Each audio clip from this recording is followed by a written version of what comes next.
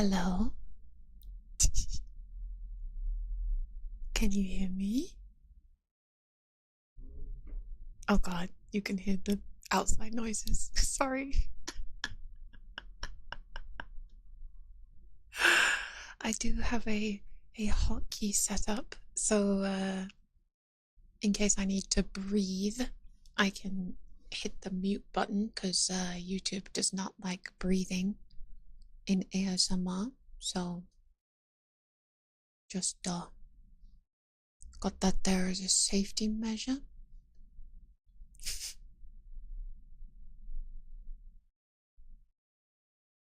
Despite all my rage, I'm still just a cat in a cage. Yep. So welcome everyone to my 100% safe for YouTube community guidelines reading stream. Today we are going to be doing nothing else except reading the community guidelines because I'm a very good girl. I'm very good. And just to clarify something, because I've already seen some speculation. This isn't in response to anything. This isn't directed at anyone.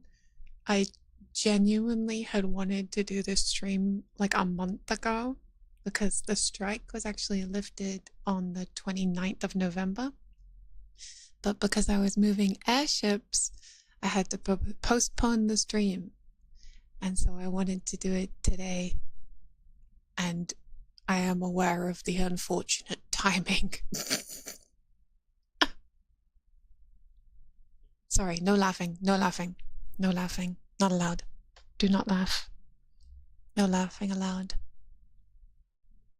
So, everybody grab your blankets, grab your nice hot drinks, grab a little snacko if you like, and we shall, yes, actually, genuinely be reading the YouTube community guidelines and nothing more. So without further ado, you're welcome to read along with me. I will give you the link in chat. Here you go. This is what we're reading. Oh, no laughing. No laughing. No laughing, no breathing. All right. Let us begin. Rules and policies. Community guidelines. Overview. YouTube has always had a set of community guidelines that outline what type of content isn't allowed on YouTube. These policies apply to all types of content on our platform, including videos, comments, links, and thumbnails. Our community guidelines are a key part of our broader suite of policies and are regularly evaluated in consultation with outside experts and YouTube creators to keep pace with emerging challenges.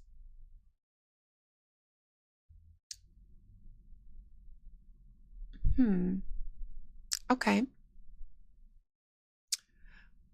Okay, Neil. We enforce these community guidelines using a combination of human reviewers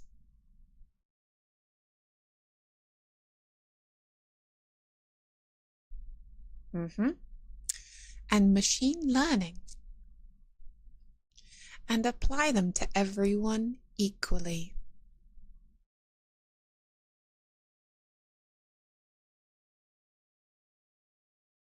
Okay. Regardless of the subject or the creator's background, political viewpoint, position, or affiliation. Okay. Our policies aim to make YouTube a safer community while still giving creators the freedom to share a broad range of experiences and perspectives. What areas do community guidelines cover? You'll find a full list of our community guidelines below. And there are several links that we could click on today. I shall read them all out, and I will be self-censoring. Under the spam and deceptive practices category, we have fake engagement, impersonation, external links, spam, deceptive practices and scams, playlists, and additional policies. Under the sensitive content category, we have child safety, thumbnails, no clothes and shrexual content,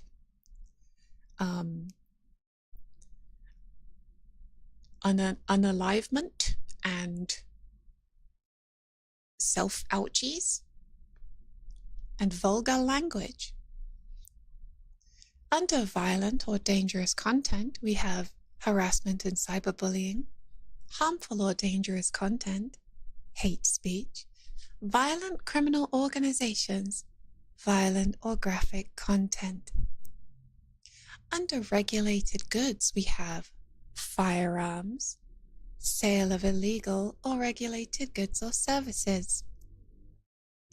Under misinformation, we have misinformation, elections misinformation, and medical misinformation.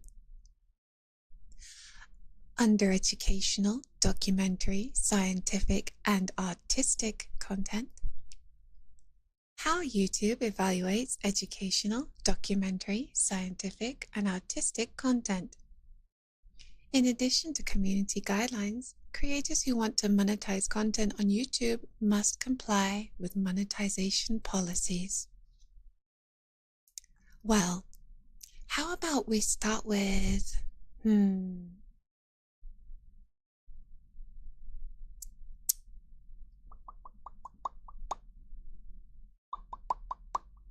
how about we start with thumbnails?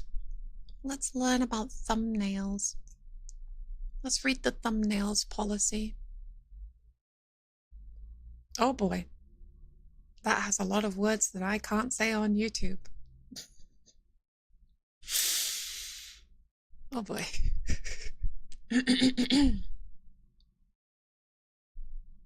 I'll do my best. Thumbnails policy. The safety of our creators, viewers, and partners is our highest priority. We look to each of you to help us protect this unique and vibrant community. It's important you understand our community guidelines and the role they play in our shared responsibility to keep YouTube safe. Take the time to carefully read the policy below. You can also check out this page for a full list of our guidelines. Here we go. Thumbnails and other images that violate our community guidelines are not allowed on YouTube. Images include banners, avatars, community posts, and other YouTube features that has images. Any other YouTube feature, my apologies. If you find thumbnails or other images that violate this policy, report them. If you find a few videos or comments that you want to report, you can report the channel. What this policy means for you. Don't post a thumbnail or other image on YouTube if it shows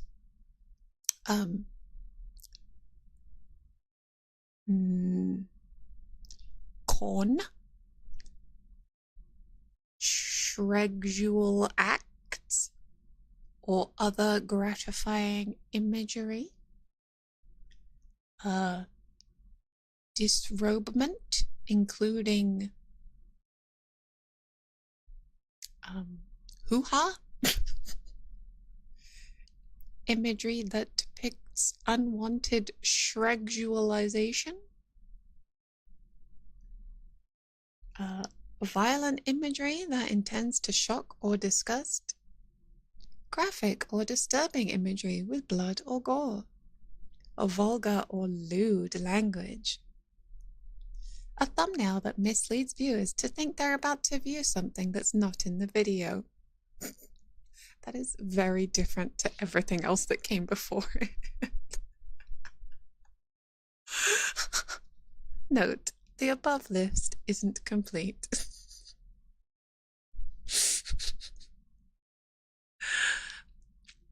Age-restricted thumbnails and thumbnail removal. Shadowy, thank you for the membership. Sometimes a thumbnail may not be appropriate for all audiences, but it doesn't violate our community guidelines. When that happens, we may age restrict the video, or we may remove the thumbnail, but we don't issue a strike on your channel. If we remove a thumbnail, we'll let you know, and you can upload another thumbnail. Well, isn't that nice of you? Here's what we consider when we remove or age restrict these kinds of thumbnails. Whether a booba, a gyat, or hoo-ha are the focal point of the thumbnail, whether the subject is depicted in a pose or clothing that is intended to sexually excite the viewer,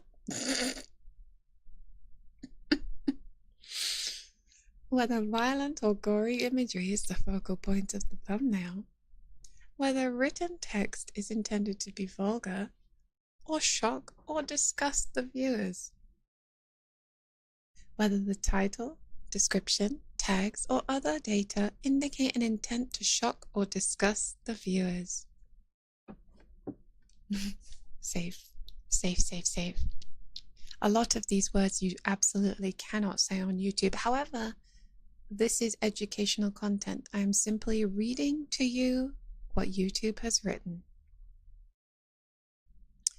What happens when thumbnails violate our policies? If your thumbnail contains pornography, we may terminate your channel. If your thumbnail violates other policies, we remove the thumbnail and may issue a strike against your account. If it's the first time you've posted content that violates our community guidelines, you get a warning with no penalty on your channel. You can take a policy training to allow the warning to expire after 90 days. However, if one of your thumbnails violates the same policy within that 90-day window, the warning will not expire and your channel will be given a strike. If you violate a different policy after completing the training, you will get another warning. If you get 3 strikes in 90 days or your channel is dedicated to violative content, your channel will be terminated. Learn more about our strike system. We may terminate your channel or account for repeated violations of the community guidelines or terms of service. We may also terminate your channel or account after a single case of severe abuse or when the channel is dedicated to a policy violation. We may prevent repeat offenders from taking policy trainings in the future. Learn more about channel or account terminations. Wow. That was really fascinating.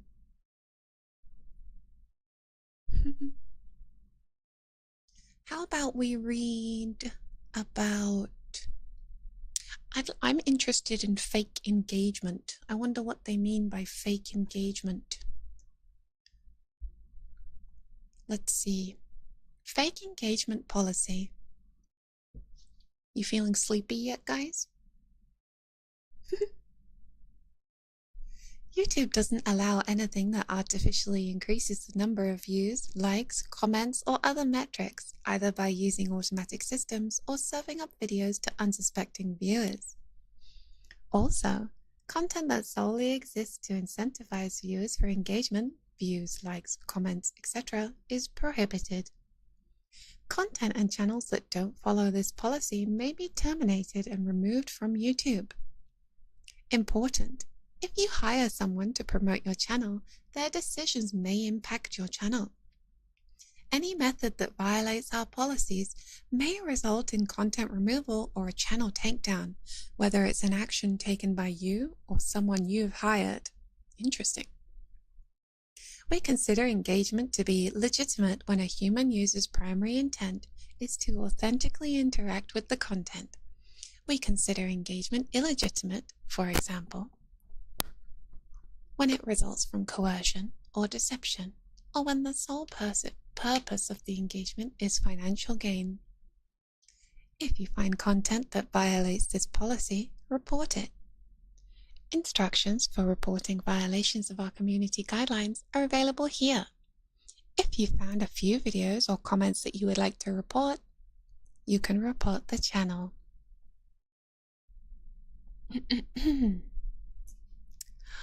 What this policy means for you. If you're posting content, don't post content on YouTube if it fits any of the descriptions noted below. Links or promotes third-party services that artificially inflate metrics like views, likes, and subscribers. Content linking to or promoting third-party view count or subscriber gaming websites or services. Offering to subscribe to another creator's channel only if they subscribe to your channel. Sub for sub. Wow, interesting. Note, you're allowed to encourage viewers to subscribe, hit the like button, share, or leave a comment. Hint, hint.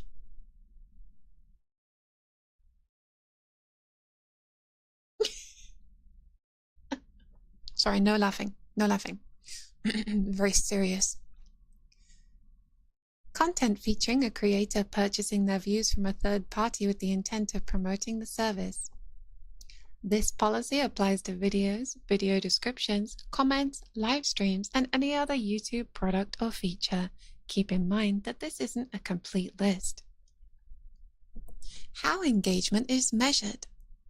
Subscriber numbers are displayed in the following places, update in real time. Your channel homepage, account switcher, video watch page, third-party sites and apps using the YouTube Data API. The number of subscribers in YouTube Analytics may be different than the subscriber count on your YouTube channel. The number in YouTube's Analytics is approximately 48 hours behind. Now that I did not know. The delay lets us perform extra verification and spam reviews, so the numbers are accurate. Page traffic found to be artificial will not be counted to YouTube and can lead to strikes on your account. Suspended accounts and subscribers that are identified as spam will not count towards your total number of subscribers or views. These aren't active viewers, so their removal shouldn't impact your views or watch time. Oh, how generous. If you've had a video removed for view count gaming, check out this page in the Help Center to learn more. Examples. Here are some examples of content that's not allowed on YouTube. A video testimonial in which a creator shows themselves successfully purchasing artificial page traffic from a third party. A video in which a creator links to a third-party artificial page traffic provider in a promotional or supportive context. For example, I got 1 million subscribers in this video in a day, and you can too. Wow.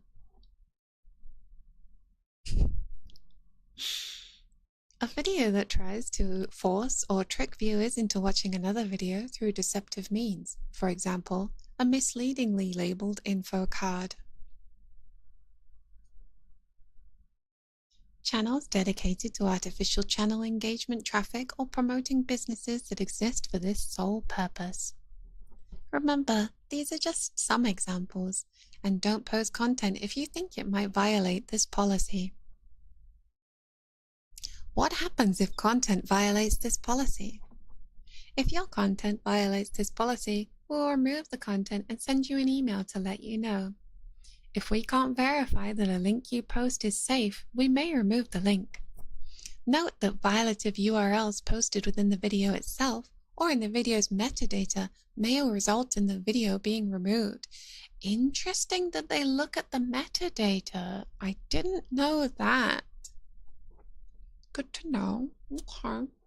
We're all learning here today, boys. We're all learning. Oh, and then it explains strikes and warnings and channel terminations again. Interesting. This is educational. I should change the category on this to education. I wonder if there is a specific YouTube community guideline surrounding ASMR.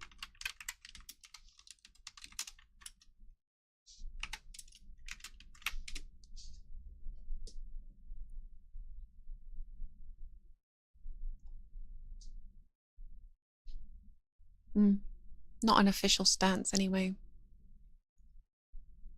Oh wait, here we go. Advertiser-friendly content guidelines. That seems like a good one. Let's read this one.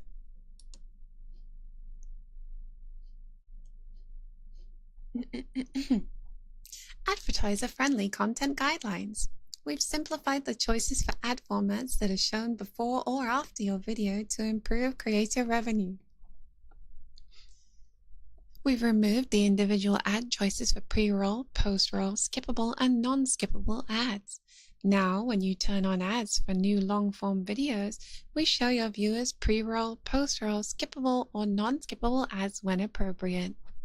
This change makes the recommended best practice to turn on all ad formats, the standard for everyone. Your choices for mid-roll ads haven't changed. We've also retained your ad choices for existing long-form videos, unless you change the monetization settings. To translate, that means you don't get a choice anymore. YouTube is going to show you ads if it feels like it. If you're in the YouTube Partner Program, you can share revenue from ads. This article aims to help you understand which individual videos or shorts on your channel are suitable for advertisers.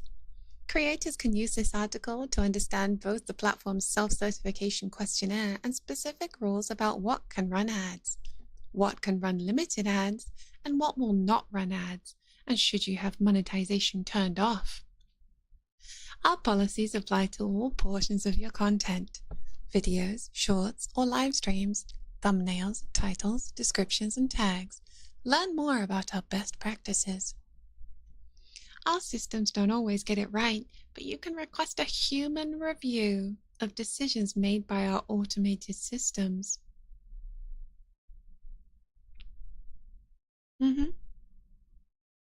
Yeah. Human review. Got it.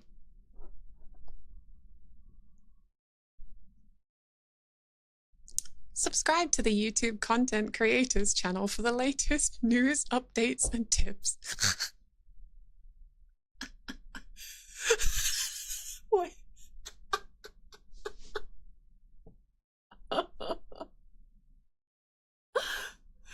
I'm dead serious. That says that in there. It says subscribe to the YouTube Creators channel for the latest news, updates, and tips. Sorry, no laughing. This is very serious.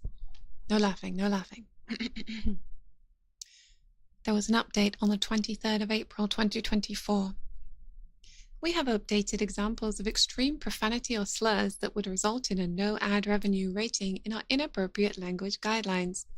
This updated language is not a policy change. It is intended to make our existing policy clearer and does not change how your videos are reviewed.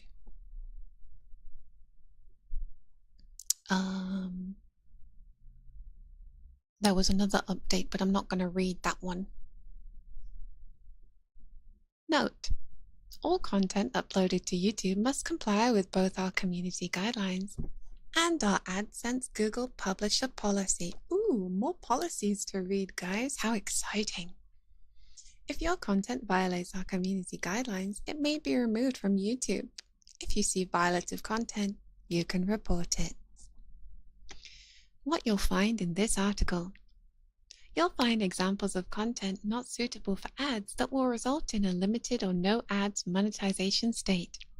Here are all the main topics that are not advertiser friendly: inappropriate language, violence, adult content, shocking content, harmful acts and unreliable content, hateful and derogatory content, recreational medicine and medicine-related content, firearms-related content, controversial issues, sensitive events, enabling dishonest behavior, inappropriate content for children and families, incendiary or demeaning, tobacco-related content.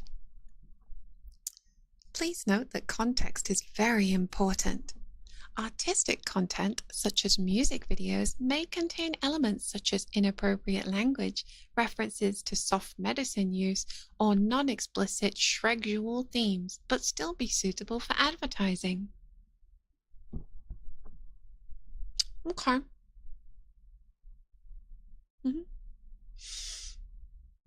Inappropriate language. Content that contains profanity or vulgarity at the start or throughout the majority of the video may not be suitable for advertising.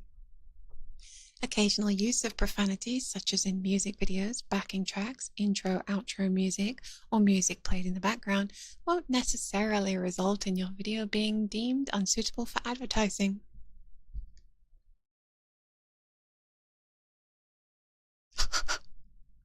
Oh wow. Policy details. This content can earn ad revenue. Abbreviated or censored profanity words like hell or bollocks in the title, thumbnail, or video. Moderate profanity like bitch, wanker, asshole, and shit used frequently in the video. Most profanity used within music or stand-up comedy video content. Guys, we're allowed to say hell. No, it did say this content can earn ad revenue. So you can earn ad revenue if you say hell or bollocks. You're fine. Don't worry.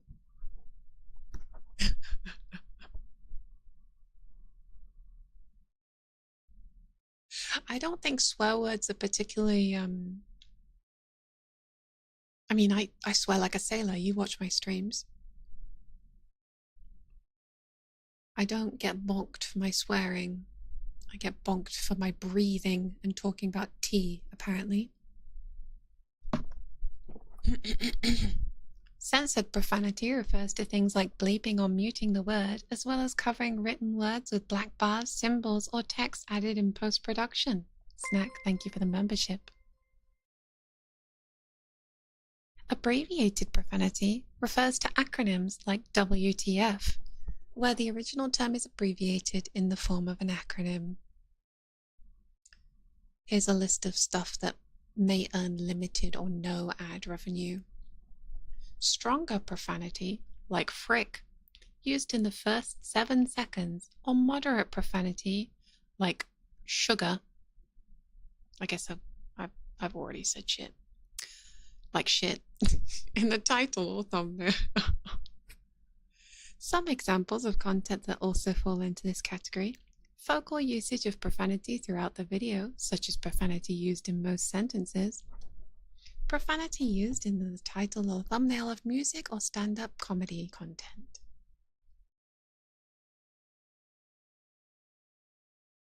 It says moderate profanity, like shit used frequently in the video is fine, but if you use it in the title or thumbnail, then it's bad. That's what they're saying. This content will earn no ad revenue. Stronger profanity, like frick, used in thumbnails or titles. Any use of extreme language, which includes hateful language or slurs in the video, thumbnail, or title. For additional information about hateful language or slurs, you may also refer to our hateful and derogatory content guideline within our help center. Some examples of content that also fall into this category: any use of hateful language in the video. Please refer to hateful and derogatory content for more info. Violence. Oh boy. Content where the focal point is on blood, violence, or injury, when presented without other context, is not suitable for advertising. If you're showing violent content in a news, educational, artistic, or documentary context, that additional context is important. For example, if a video provides authoritative news reporting on a violent event, In a journalistic content, it may be eligible for monetization. Violence in unedited video gameplay is generally acceptable for advertising, but montages where gratuitous violence is the focal point are not. All games, whether realistic or non-realistic, are in scope of this policy. Oh my goodness. Oh, there's a lot of words in this. Man, you guys are gonna really sleep well. Let's skip that one. That's way too many words.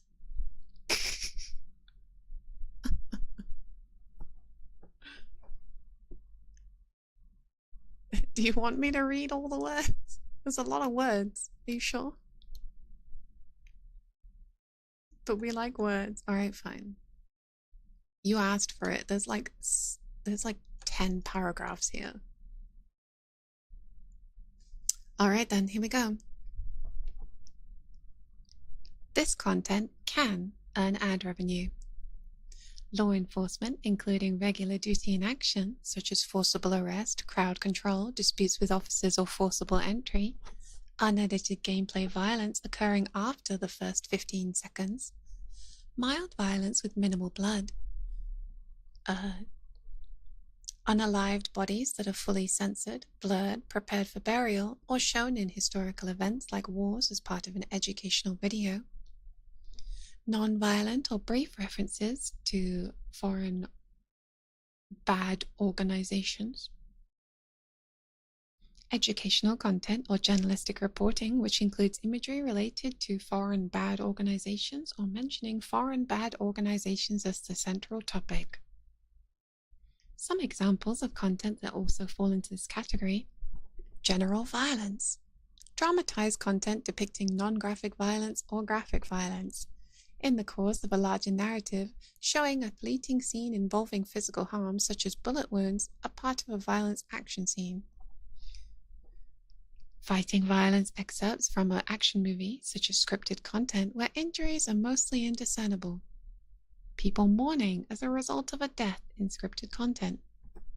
Depiction of non-graphic injury, a character falling on their knees where no or limited amount of blood is shown. Tumbling down a hill or rolling into a wall accidentally or purposely as part of a script or sports. Interesting. Gaming. Gaming violence, including graphic scenes such as gory attack on a person outside the first 15 seconds of a video. Violence that is unrealistic, playful, and oh, I'm dropping everything. I'm so sorry. There we go. Violence that is unrealistic, playful, and generally acceptable for all ages, such as family-friendly video games depicting running from monsters. Violence that is censored, blurred, or otherwise concealed. Death and tragedy. Oh my. Educational or historical content with non-graphic depictions of dead bodies. Oh, sorry, unalived bodies. Public honoring of the deceased showing a non-graphic unalived body. Fully censored unalived body. Coverage of tragedies involving one or more unalivings with limited or no display of violent acts or their results. Reports of nearby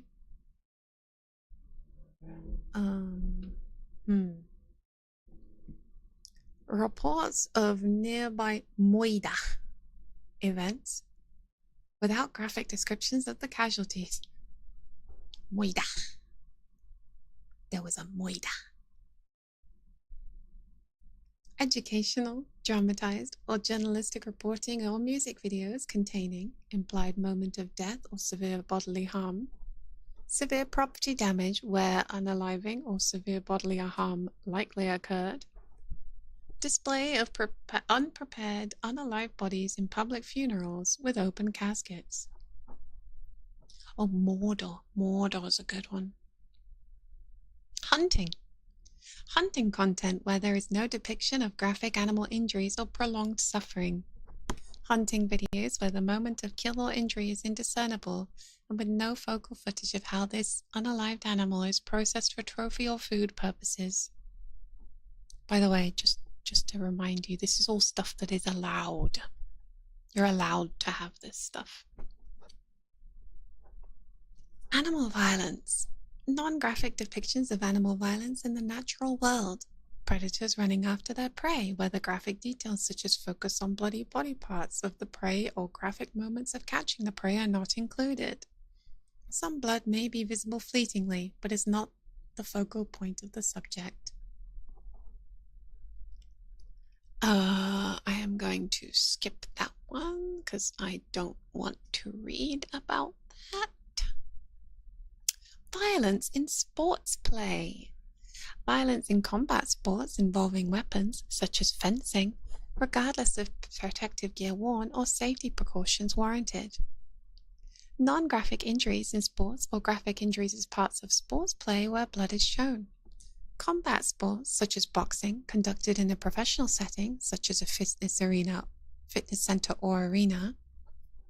Non-graphic injuries, such as twisting an ankle, portrayed in sports play. Ow. I don't know, man. Have you seen someone twisting their ankle? It is kind of graphic. Have you ever seen someone twist their ankle and you feel it, dude?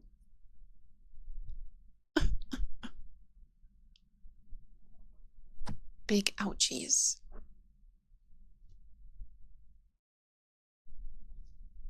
Yeah, I always twist my damn ankle.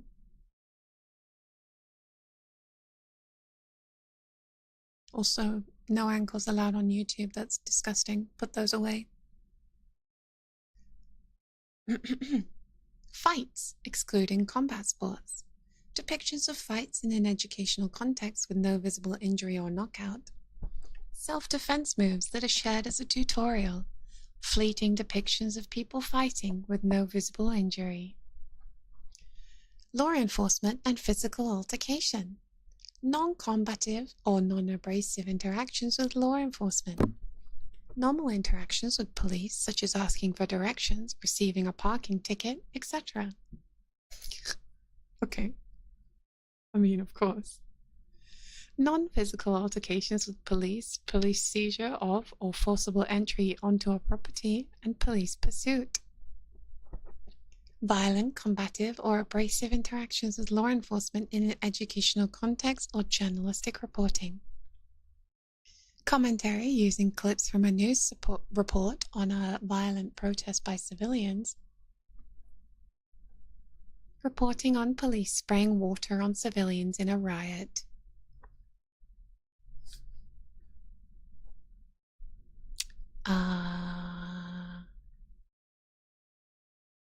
Here we go. Definitions. Mild violence refers to scuffles in realistic content or fleeting acts of violence like punching. Non-graphic violence refers to portrayals of aggressive physical behavior towards another person, like finger pointing while yelling. Goodness gracious. God forbid. God forbid someone point their finger and yell at me. That would make me very, very sad. That would make me very sad.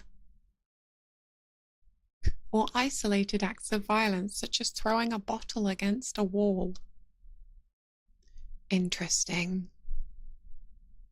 Not nice to point. YouTube says it's not nice to point. But you can do it. It did say that you can do it. It says it's aggressive behavior, but it does say that you can do it, so... Hey, you put those fingies away.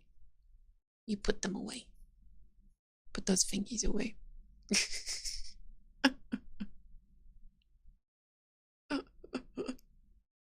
I want to read about where does it bring ASMR? Where does ASMR come into it?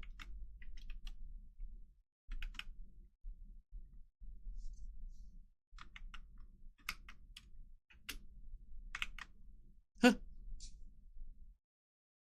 What the hell? It definitely said something about ASMR on this page.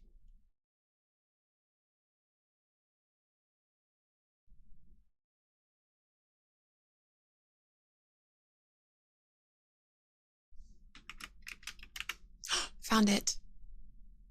Interesting. Okay, so it's under the definitions here. Definitions. We've put together a table of definitions to help you better understand terms commonly used throughout our advertiser-friendly content guidelines. Terms. Music. This refers to any video that contains music, such as official music videos, art tracks, backing tracks, intro, outro music, reactions to music videos, music playing during dance tutorials, music added or obtained through YouTube's tools, or music played in the background. This does not apply to poetry and spoken word performances. Educational.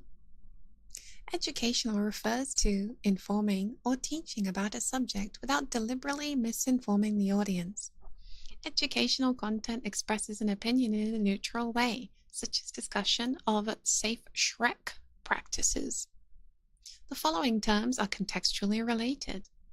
Documentary refers to memorializing and preserving historic events by quoting original documents or describing facts, such as the history of ancient Egypt. Scientific refers to advancing an inquiry through scientific experimentation and theory, such as when presenting data on human psychology. Artistic. Artistic refers to art intended to express human creativity, such as painting, drawings, architecture, sculpture, literature, poetry, music, performing, and scripted content. An example would be a video of a poetry recital. This is all just definitions, by the way. I was trying to find a specific mention of ASMR. Dramatized. Dramatized refers to scripted content such as movies or fictional settings, including animated content. Graphic or graphicness. Graphic or graphicness refers to the inclusion of explicit and realistic portrayals such as the following: gore or open wounds resulting from violent acts like street fights, violent acts against animals, visuals of Shrek acts, Shrek body parts, and fluids. No Shrek allowed on YouTube. Too Shregual. Realism. Realism refers to 3 levels of severity. Ooh, interesting. Low realism. Highly divergent from reality, such as a talking cat, or perhaps a talking anime girl.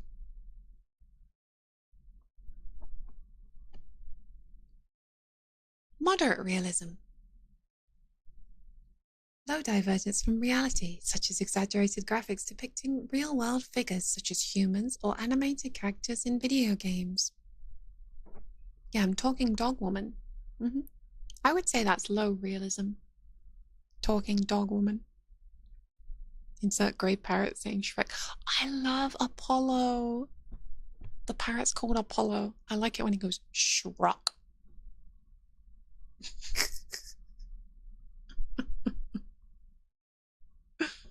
Apollo, what am I doing? Hat. Pour water.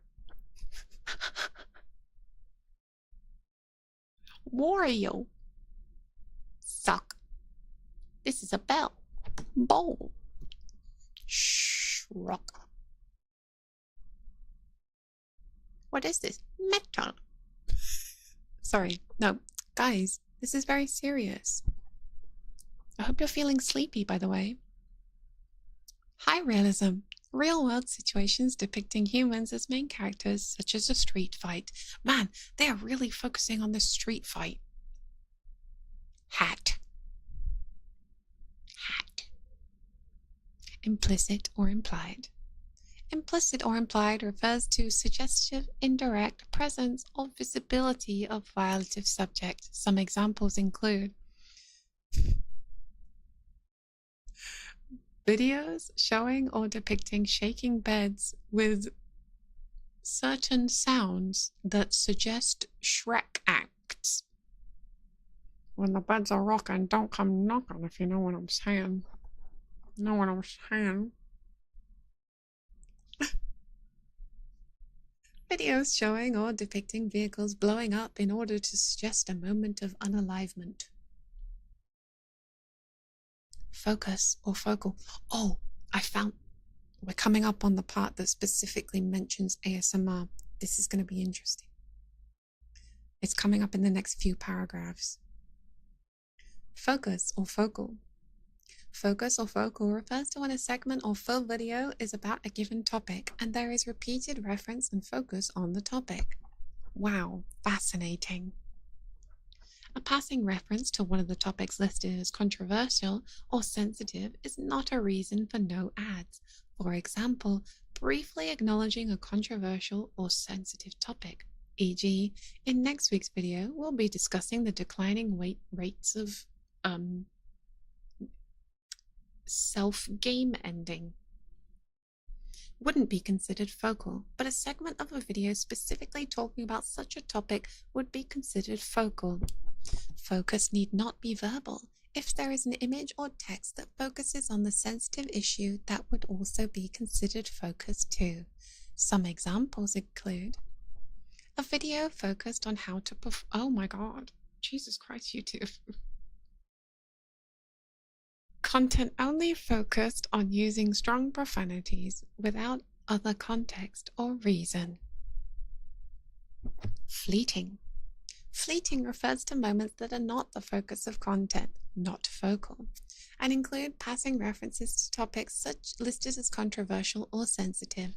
For example, briefly acknowledging a controversial or sensitive topic, e.g., now we've already done this, would not be considered focal, but rather fleeting. They give the same example as before. Here we go. Sensational. We're in the sensational category, guys. Apparently, this is sensational. Refers to a manner intended to encourage curiosity or broad interest, especially through the inclusion of exaggerated, graphic, or sensitive details. Sensational eating, such as eating animals or animal parts that are still alive or visibly moving. Here we go. Sensational preparation or eating, where preparation or eating becomes theatrical, such as part of mukbang or an ASMR performance. So, YouTube, I take this to mean that if you are eating on ASMR, then they would consider it sensational topic. Interesting. At least that's how I interpret this. I could be wrong.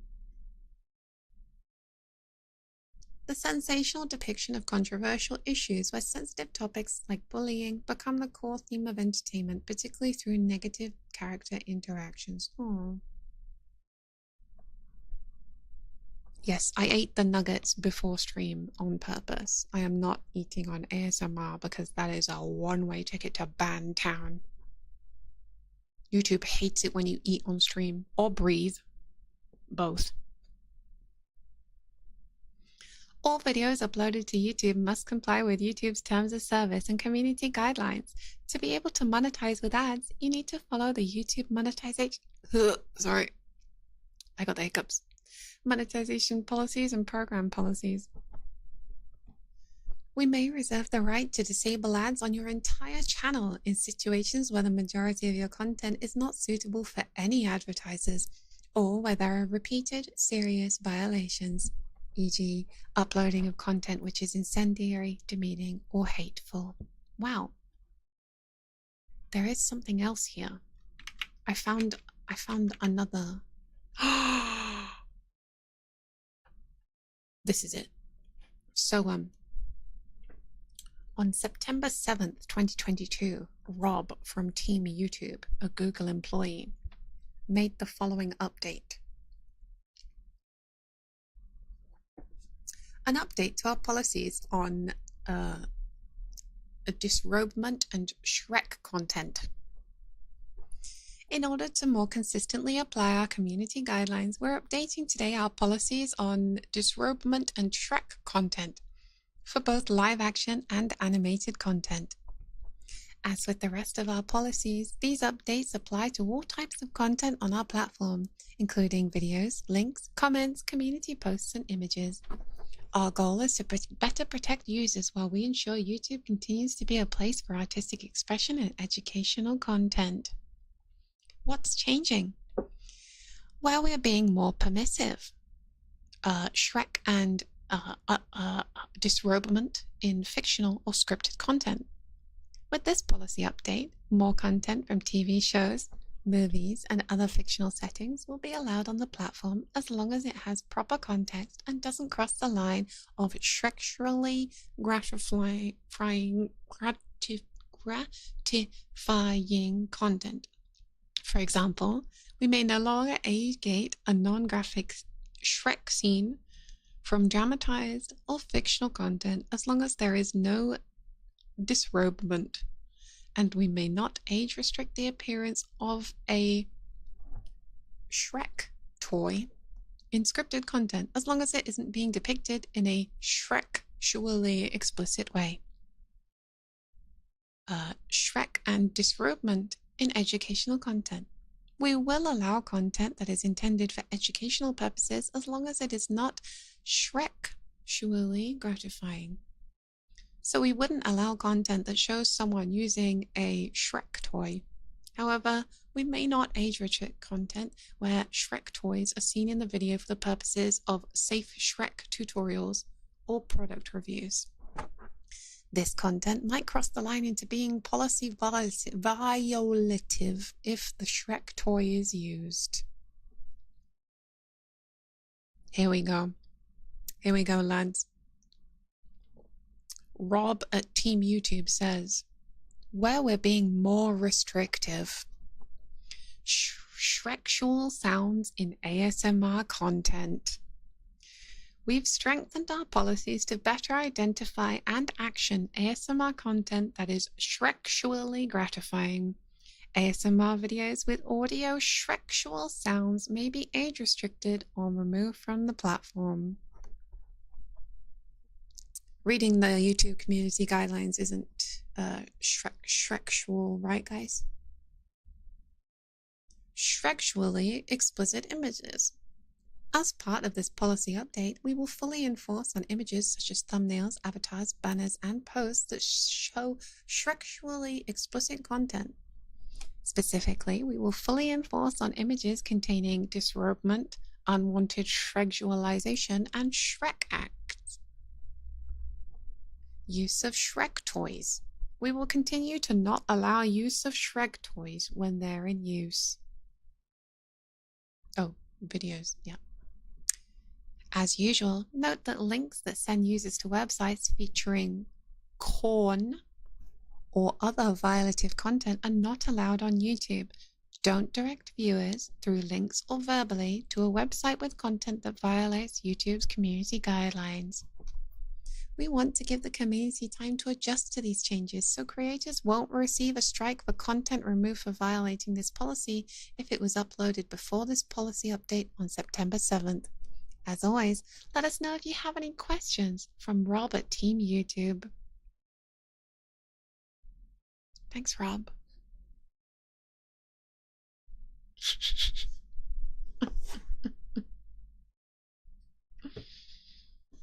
So basically, if YouTube believes that a sound that you made during an ASMR stream was potentially Shreksually exciting, then they will strike you down. They will strike you down with the force of 1,000 suns, and they will have no mercy.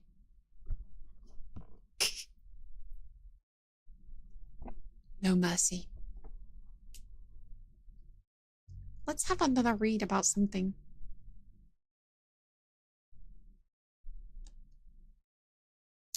I want to read about impersonation.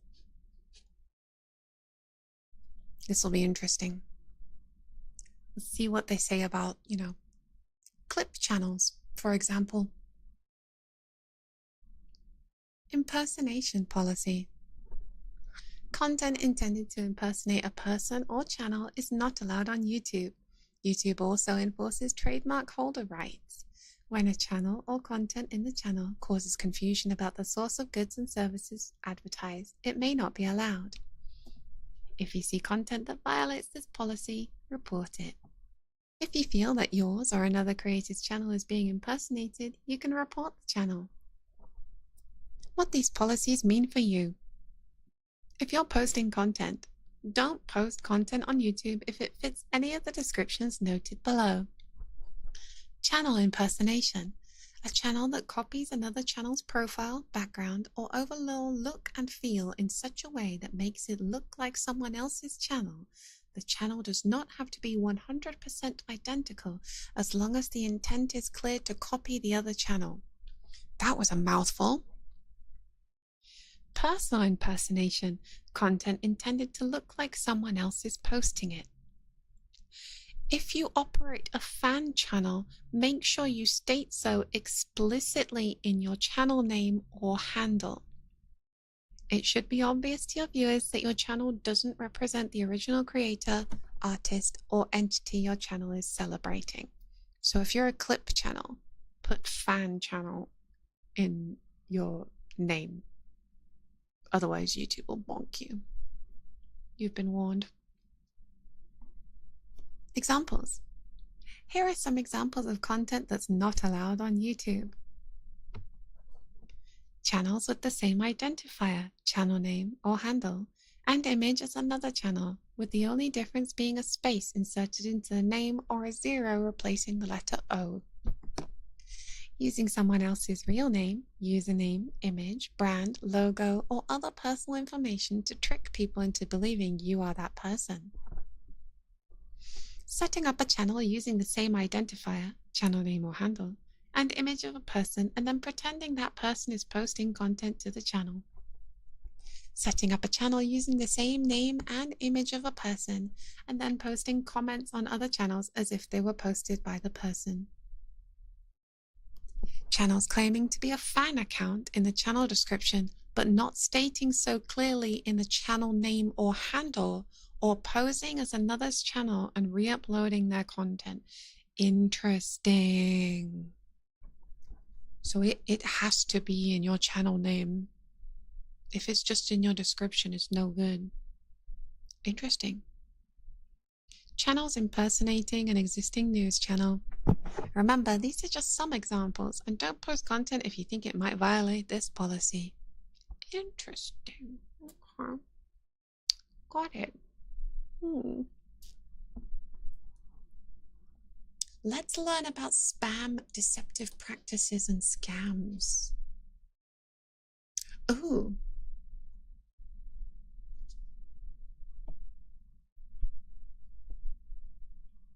We recently reorganized our community guidelines to provide further clarity around our policies related to misinformation on YouTube.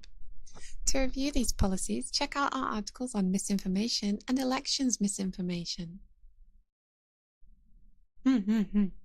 This is educational, right, chat? This is very educational. Do you feel educated right now? Do you guys feel educated right now? Please, everybody in chat right now, tell YouTube how educated you are. I'm learning. I feel very educated. Yep, very educational. My brain is big. Yep, see YouTube? This is extremely educational. Just ask chat. I'm learned.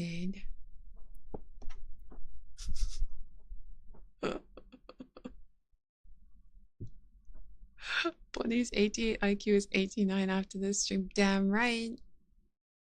I gained a whole IQ point. I'm asleep. Okay, that's fair. Will this be on the test? It kind of will be, if you're planning on becoming a VTuber. YouTube doesn't allow spam, scams, or other deceptive practices that take advantage of the YouTube community. We also don't allow content where the main purpose is to trick others into leaving YouTube for another site. If you find content that violates this policy, report it.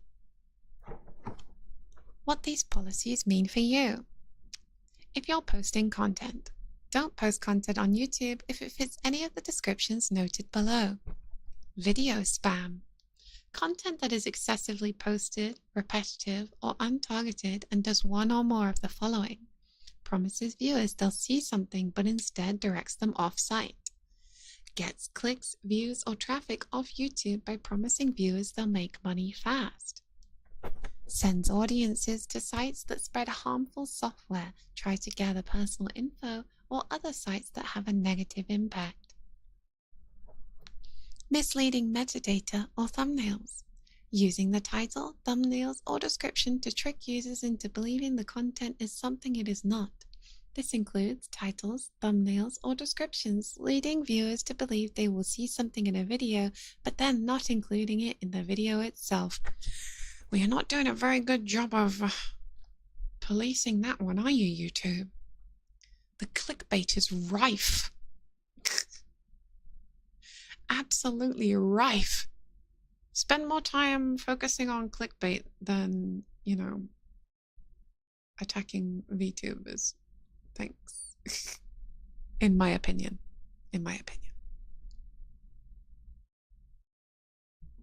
Scams. Content offering cash gifts, get-rich-quick schemes, or pyramid schemes, sending money without a tangible product in a pyramid structure. Incentivization spam. Content that sells engagement metrics such as views, likes, comments, or any other metric on YouTube. This type of spam can also include content where the only purpose is to boost subscribers, views, or other metrics. For example, offering to subscribe to another creator's channel solely in exchange for them subscribing to your channel, also known as sub-for-sub content. In my opinion, in Minecraft, yeah. In Minecraft, I think. In Minecraft. I lost my space. Here we go. Incentivization spam. Content that sells engagement metrics such as views, likes, comments, or any other metric on YouTube.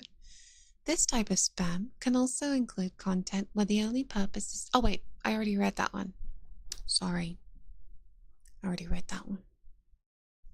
Comment spam. Comments where the sole purpose is to gather personal information from viewers, misleadingly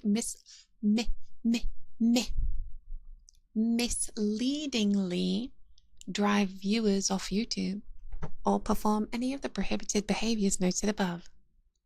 Repetitive commands. Repetitive comments. Leaving large amounts of identical, untargeted, or repetitive comments. You hear that? You hear that? Talking to you. Third-party content. Live streams that include unauthorized third-party content that are not corrected after repeated warnings of possible abuse. Channel owners should actively monitor their live streams and correct any potential issues in a timely manner. This policy applies to videos, video descriptions, comments, live streams, and any other YouTube product or feature.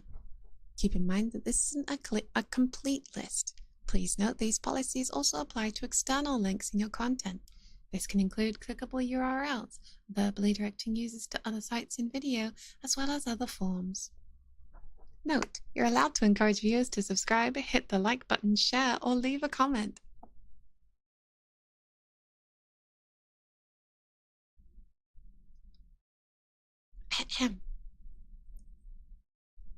Video spam.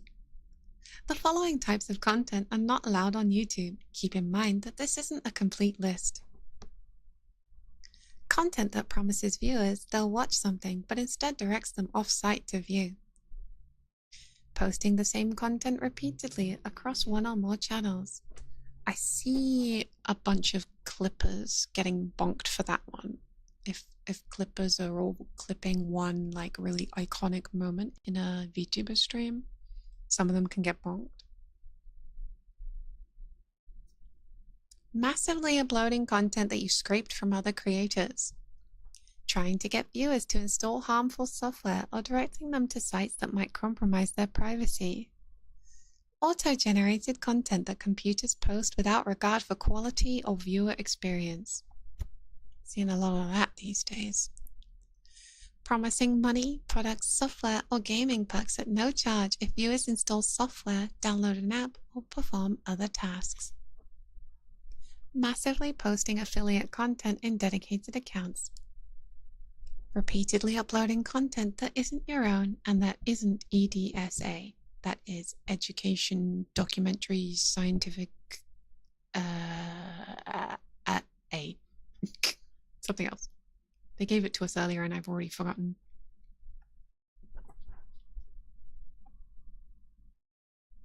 Misleading metadata or thumbnails.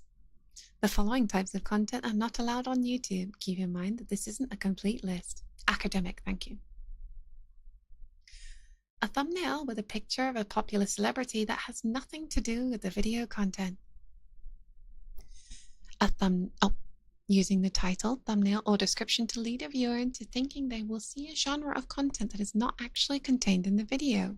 For example, leading a viewer to think they will see an analysis from a well-known news anchor, but the video contains a music video instead.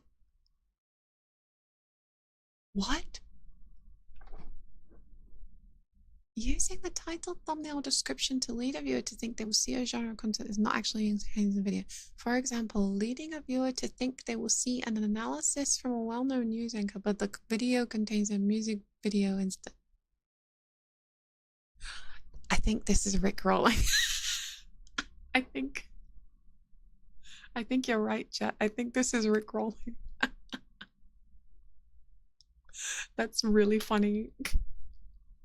I think you might be right, guy. That's great.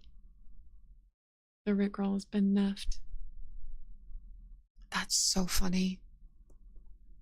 I mean, you can still Rickroll people if you just link them to, you know, the music video, but never gonna give you up. But if you like post a video that is like, whoa, you won't believe this crazy easy way to make $1,000 a day, and it's just a Rickroll, you're not allowed to do that.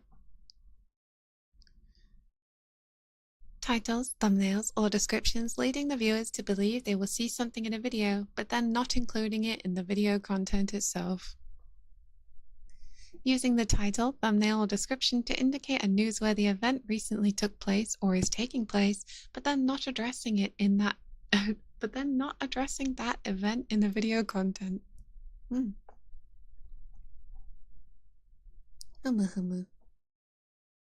Scams. The following types of content are not allowed on YouTube. Keep in mind this list isn't a complete list.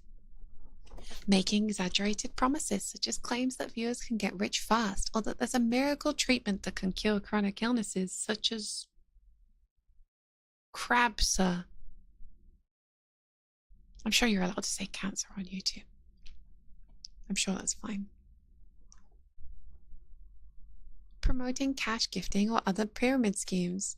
Accounts dedicated to cash gifting schemes. Videos that promise you'll make $50,000 tomorrow with this plan. Interesting. Incentivization spam. The following types of content are not allowed on YouTube. Keep in mind this list isn't a complete list. Videos where the purpose is to encourage viewers to subscribe. So like,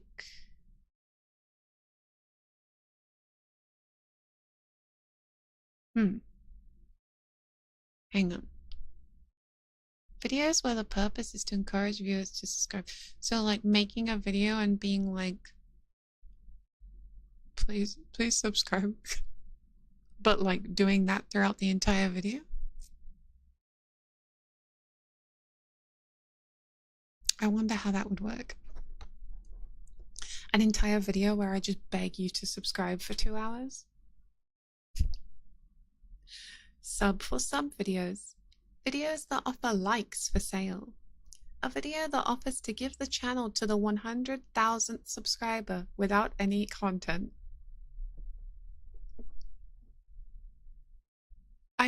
Have people been doing that? That's a very specific rule.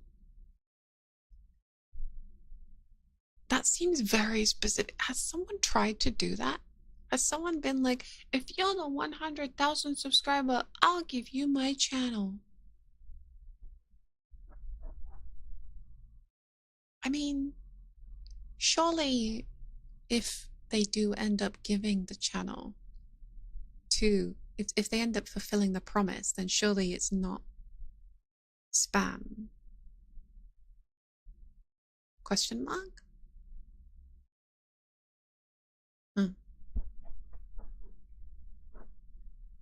Interesting. How many rules have I broken so far? I'm gonna be honest, I do try my best not to break the rules. Contrary to popular belief, I do genuinely try my best to not break the YouTube rules. However, that ASMR video getting bonked was a complete out of the blue. Like, there was no way that if YouTube, you know, actually did have a human reviewing the context, that they would have said that is Shrek content. Like, if a human being had watched that entire portion, they would have seen, oh, she laughed, breathed, and then continued to talk about tea. But because a robot reviewed it,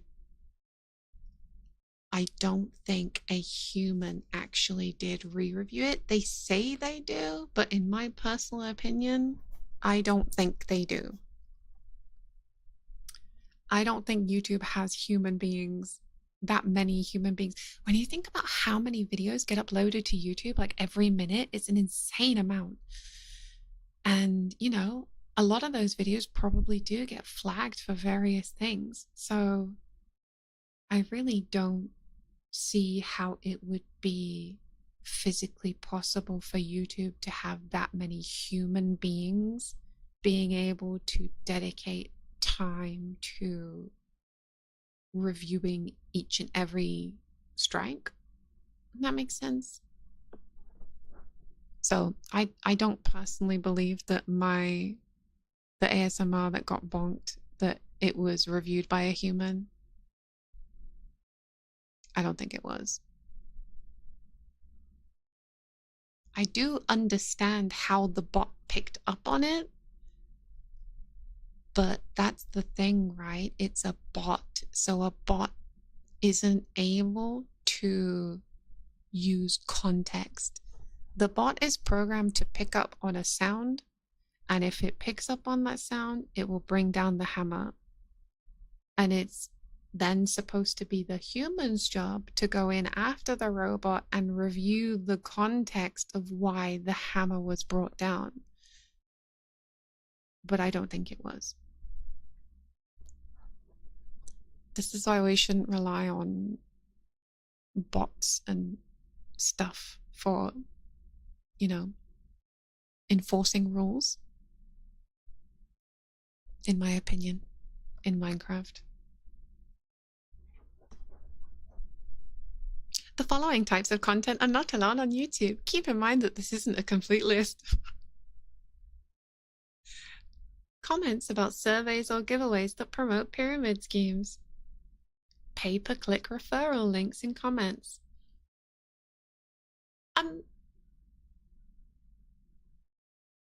Is that like affiliate links? Because I see a lot of people use affiliate links, like especially when they're like shilling a product. Maybe if it's oh, okay, it's referring to in the comments. So I'm sure if you were shilling a product in a video and you were like, if you want to buy this thing, you can use my affiliate link in the description, that would be fine. But if you go around posting it in other people's chats, A, you're an asshole, and B, you're breaking the rules.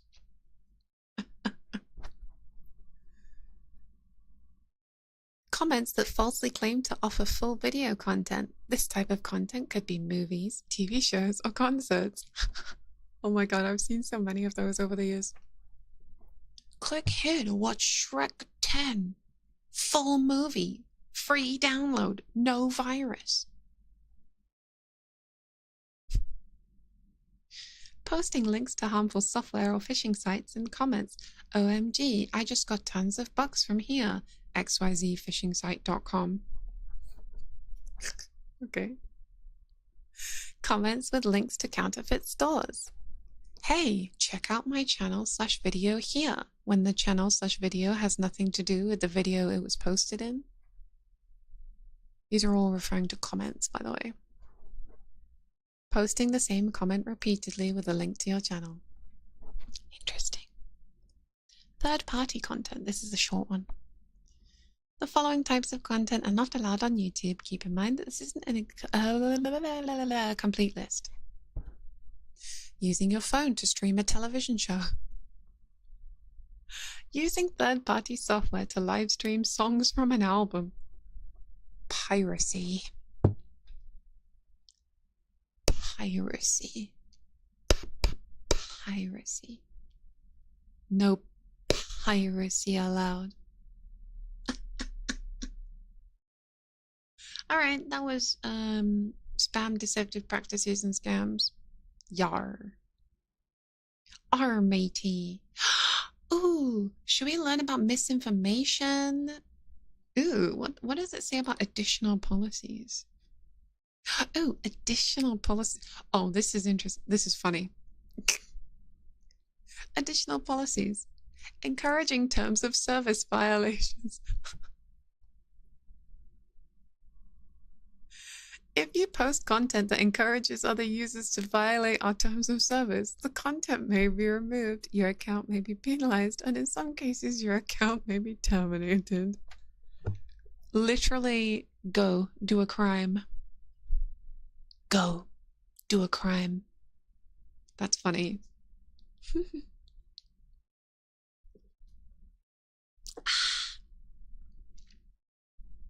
Posting previously removed content or content from terminated or restricted creators. Oh, I have something to say about this. Posting content previously removed for violating our terms of service, content from creators with current channel restriction, or content from creators who have been terminated is considered circumvention under our terms of service. If you post such content, it may be removed and your YouTube channel may also be penalized or terminated. This may also apply to other channels you own. So, the ASMR that got removed from YouTube, Evan, like someone had clipped it, but like had already re-uploaded the clip, so the clip already existed outside the stream before it got bonked. So when the stream got bonked, the clip survived. And Evan, you know, he does his show where he reacts to VTuber clips on his stream. He found that clip of the bonked ASMR stream. Thing is, the clip was not the timestamp that YouTube gave. That was, you know, the offending reason, right? I can't remember what the clip was about. It was, oh, yeah, no, I remember. It was me calling you guys my little pay pigs. Anyway, funnily enough, that was not the reason that the ASMR got bonked. The reason that the ASMR got bonked was because I breathed too hard. And YouTube thought that I was moaning. So, Shrek. Shrek? Shrek!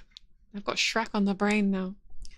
Evan got that clip submitted to his you know, VTuber React stream, and he edits all of his VODs down. He actually had to remove the part of the video that showed my bonked ASMR clip because it bonked him. So YouTube was straight up like, no, this entire video in all of its forms should not be here. Like, this is actually the worst thing ever seen, and this is actually worse than Satan. So even Evan got like a bonk for uploading my bonk. It's funny. And I feel really bad for him because, like, I told him like, oh shit, I didn't realize there was a clip, you know, still available of the bonked ASMR stream. You could name your stream or your video something like rare banned VTuber clips because it's technically true. And then that part got bonked and he had to cut it out. So it full on clickbait from Evan there.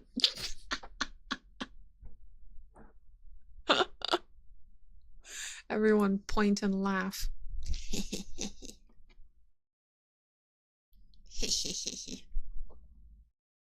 Yeah, the clip didn't get bonked. I don't know if the clip was on YouTube. It might have been on Twitter. I don't remember. Someone had uploaded a clip somewhere and given it to Evan. And so Evan had to remove it from his video. All right. Age requirements on Google products. We may ask you to confirm your age if we think that you're not old enough to use YouTube. You can learn more about this process here. That's cute. Go home, iPad kids. Don't you have homework to do? Oh.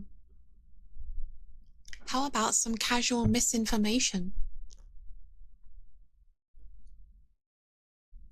Here's YouTube's policy on misinformation. Certain types of misleading or deceptive content with serious risk of egregious harm are not allowed on YouTube. This includes certain types of misinformation that can cause real-world harm, certain types of technically manipulated content, or content interfering with democratic processes. If you find content that violates this policy, report it. What these policies mean for you. Don't post content on YouTube if it fits any of the descriptions below. Suppression of census participation. Content aiming to mislead census participants about the time, place, means, or eligibility requirements of the census, or false claims that could materially discourage census participation. Manipulated content. Content that has been technically manipulated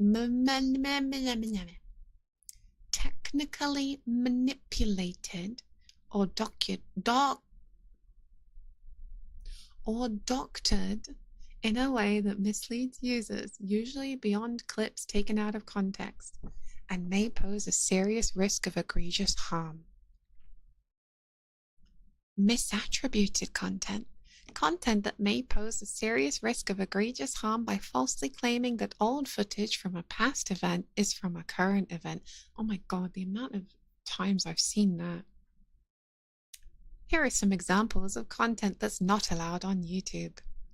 Suppression of census participation. Giving incorrect instructions on how to participate in the census. Discouraging participation in the census by falsely claiming that a respondent's immigration status will be reported to law enforcement. Oh my. That's not good. Manipulated content. Inaccurately, like I suddenly can't speak anymore. Inaccurately translated video subtitles that inflame geopolitical tensions, creating serious risk of egregious harm. Videos that have been technically manipulated, usually beyond clips taken out of context, and make it appear that a government official is unalived. Jesus Christ. Video content that has been technically manipulated, usually beyond clips being taken out of context, to fabricate events where there is a serious risk of egregious harm. Misattributed content. Content inaccurately presented as documenting human rights abuses in a specific location that is actually content from another location or event. Content showing a military crackdown on protesters with false claims that the content is from a current event when the footage is actually several years old. Remember, these are just some examples, and don't post content if you think it might violate these policies. educational, documentary, scientific, or artistic content. Oh, that's what the EDSA, the A in EDSA stands for artistic, not academic. We may allow content that violates the misinformation policies noted on this page if that content includes additional context in the video, audio, title, or description. This is not a pass to promote misinformation.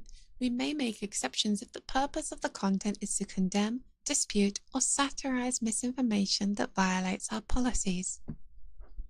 We also allow personal expressions of opinion on the above topics as long as they don't otherwise violate any of the policies outlined above. Exactly. In my personal opinion,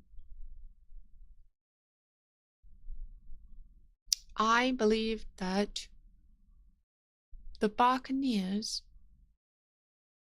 should subscribe.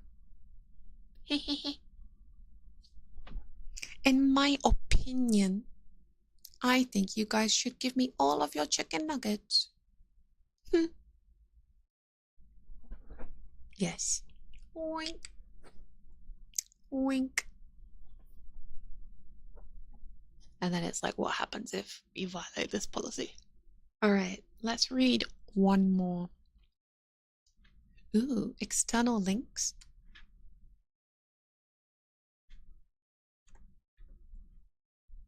Oh, yeah.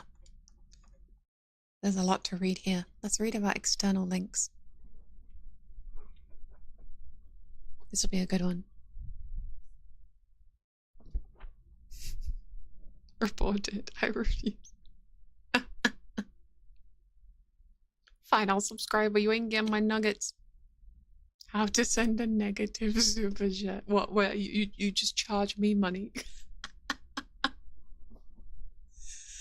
A super chat that I have to pay for?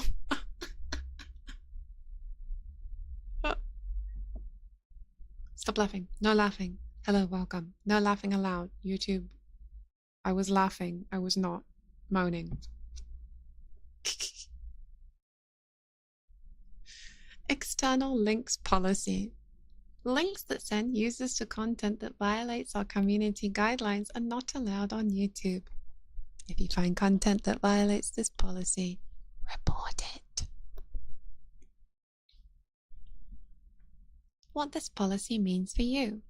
If you're posting content, don't post links in your content on YouTube if they direct users to content that violates our community guidelines. This policy includes links that fit any of the descriptions noted below. Please note that this is not a complete list. Links to corn. Links to websites or apps that install malware or unwanted software. Links to websites or apps fishing for a user's sign-in info, financial info, etc. Links to websites, apps, or other sources that give unauthorized access to audio content, audiovisual content, video games, software, or streaming services that normally require payment. Piracy. Arr. Arr, matey. Links to websites that seek to raise funds or recruit for bad organizations. Jesus Christ.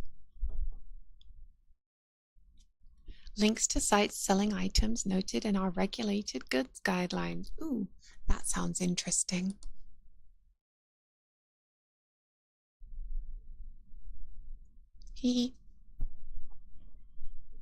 Links to content that would violate our hate or harassment policies. Links to content encouraging others to commit violent acts. Links to content that spread medical misinformation contradicting local health authorities, LHA, or the World Health Organization, WHO, medical info about the Rona. Links to websites or apps that spread misleading or deceptive content that can cause serious risk of egregious harm, such as interfering with democratic processes. Links to external sites that contain manifestos of violent attackers. Oh, God. Is Jesus Christ on the list of things you can't have on YouTube, or was that an exclamation? I don't know. Would that be considered impersonation? That might be considered impersonation.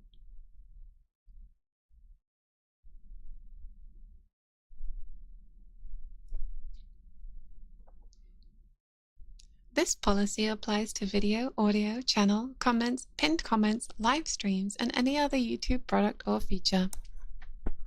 Links can take any form that would direct a user to a site off YouTube. These links include clickable URLs, showing text of URLs in videos or images, and obfuscated URLs such as writing .com instead of, .com. These links can also include verbally directing users to other sites, encouraging viewers to visit creator profiles or pages on other sites, or promising violative content on other sites. This list is not complete. Excuse me. Affiliate content doesn't violate YouTube's terms of use. Excessively posting affiliate content in dedicated accounts may violate our policies around spam. You can learn more about what's allowed in our spam, deceptive practices, and scams policies. Examples. Here are some examples of content that's not allowed on YouTube. A video featuring sexually themed content whose description says, "Click to see what YouTube won't allow," and contains a link to a corn site. That's funny.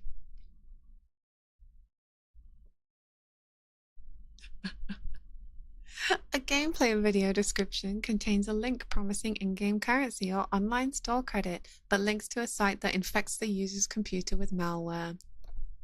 Hey guys, free Robux. Free V-Bucks, guys.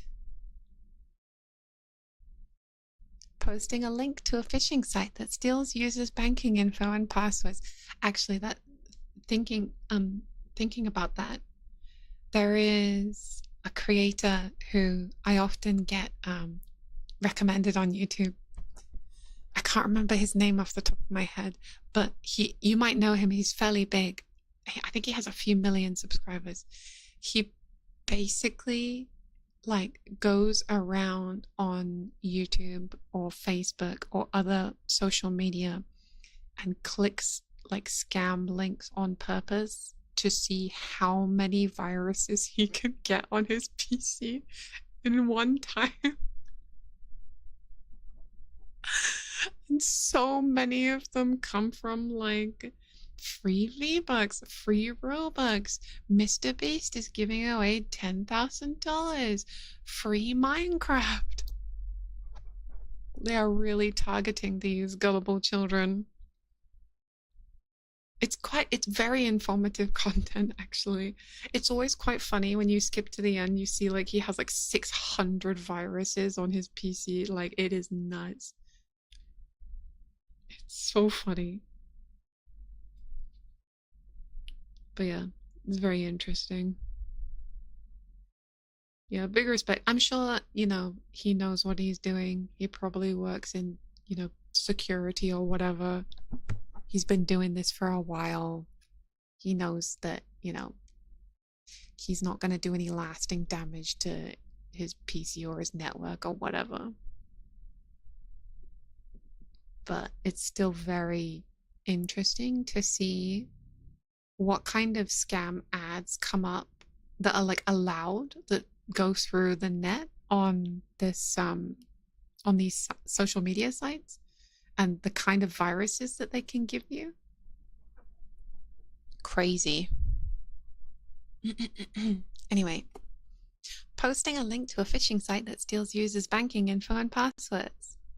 Instructing viewers to copy and paste an unclickable link in the video that takes them to a corn site or a spammy site.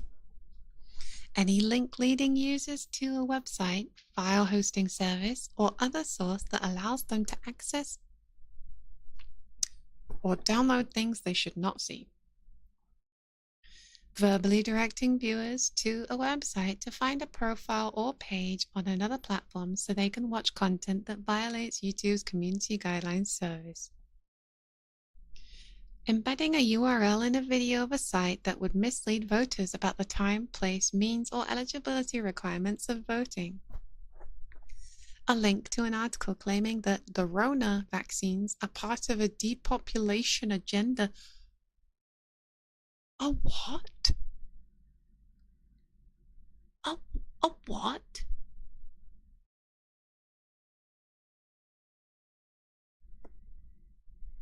What is a depopulation agenda? I need to Google the meaning of this. Meaning. What does this mean?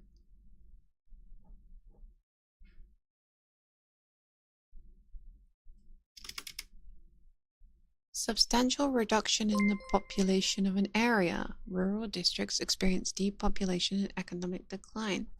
Big Anime, thank you for the 5. Conspiracy.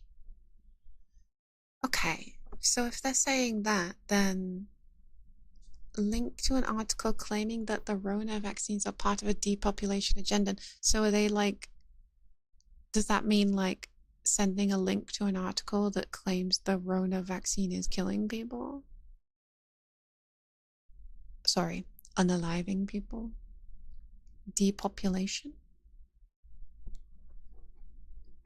I mean, we saw plenty of that when the Rona was at its peak, didn't we? Ugh. Remember that this list is not complete. If you think content might violate this policy, don't post it. What happens if content violates this policy? We know this. We know all this. Alright. I suppose we could read one more short one. Here's a short one. Playlist. Let's read about playlist policy. I actually don't make... excuse you. Beep beep. I mean, the only playlists that I have on YouTube are the ones that I make for my channel. So, like, I don't really know about playlist policy. So, let's educate ourselves. Playlist policy. Playlists are a great way to combine videos that community may want to watch as a series. We know it's not often intentional, but there may be times where playlists contain content that's not allowed on the platform and can cause harm to our community. This means that playlists that violate our community's guidelines are not allowed on YouTube. Here's a simple way to think of it. If you were to combine all the playlist videos into one single video, and that video were to violate our community guidelines, then the playlist may violate community guidelines as well. What? If you were to combine all the playlist video into one single video, do they mean like uploading multiple parts of a movie? And then obviously if you put all the parts together, then it makes the whole movie? That's the only thing I can think of here. Which, I mean, if you're uploading parts of a movie, that's already bad anyway. Interesting. Or a show? I mean, maybe it's that. If you find content that reports this policy, please report it. What this policy means for you. If you're creating playlists, don't post playlists on YouTube that if they fit any of the descriptions noted below. Okay, they might give us some examples. Playlists with thumbnails, titles, or descriptions that violate our community guidelines, such as those that are corn or that consist of images that are intended to shock or disgust. Playlists with titles or descriptions that mislead viewers into thinking they're about to view videos different from what the playlist contains. Clickbait playlists exist? Interesting. Playlists with videos that don't individually violate our policies but are collected in a way that violates the guidelines. This includes, but is not limited to, educational content featuring disrobement or Shrek themes for the purpose of Shrek gratification. Okay. So they mean like compiling education videos together into one playlist? Okay. I'm not sure I understand, but non-Shrek content, but focus on specific body parts or activities for Shrek gratification. Huh? Documentary videos of graphic violence for the purpose of glorifying or shocking. Playlists that include multiple videos that have been removed for violating our guidelines. If you notice that multiple videos in your public playlist have been removed or deleted, please take some time to remove those videos from your playlist as well. If you notice that some videos in your public playlist violate our community guidelines, please flag them and then remove them from your playlist. Okay. Because if a video gets removed off YouTube and it's in a playlist, it'll just show as like, you know, the like gray image, right? And then when you click on it, it'll be like, oh, this video is no longer available, right? Yeah, video is unavailable. Yeah, okay, I get it. That's interesting that it doesn't like remove it from every playlist automatically then. Like, you would think if a video was removed from YouTube, it would also be removed from every playlist it's been added to. I wonder why they don't do it like that. I mean, that would make sense to me. If it gets removed from the platform, then it's removed from the platform everywhere. Instead of, you know, if, you know, it like my ASMR that got bonked, that got removed, if someone added that to their playlist, they could potentially get bonked for having a playlist that contains a removed video. That doesn't seem very fair to me, in my opinion. In my opinion.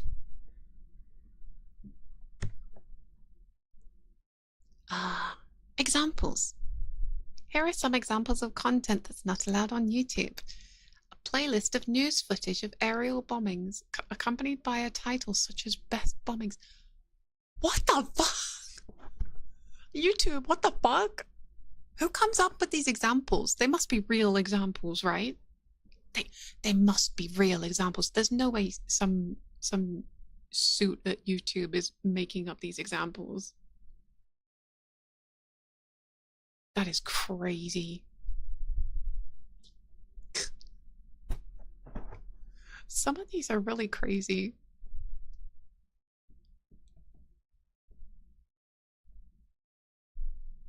Oh my god. A playlist that collects videos of dangerous or threatening pranks, such as a playlist of fake home invasions or robberies. I mean, we all know that prank videos on YouTube are like the worst.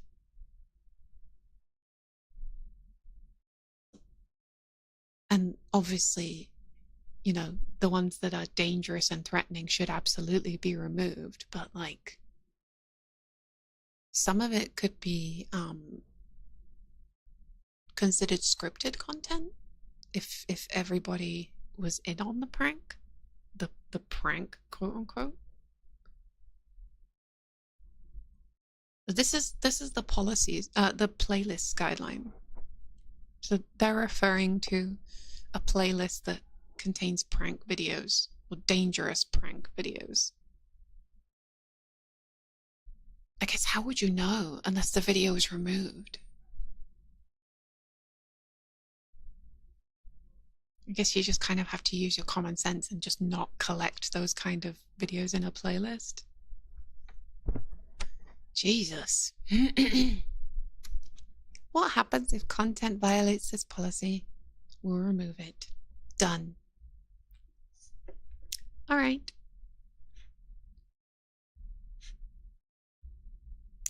Let's have a last read of how does YouTube develop new policies and update existing ones? Each of our policies is carefully thought through so that they are consistent, well-informed, and can be applied to content from around the world. They're developed in consultation with a wide range of external industry and policy experts, as well as YouTube creators. New policies go through multiple rounds of testing before they go live to ensure that our global team of content reviewers can apply them accurately and consistently. Yeah, global team of reviewers. Not robots, reviewers, in my opinion. This work is never finished, and we're always evaluating our policies to understand how we can better strike a balance between keeping the YouTube community protected and giving everyone a voice. Interesting. How does YouTube enforce its community guidelines? Oh, wow. Oh, they actually give stats. Okay. 500 hours of video are uploaded to YouTube every minute.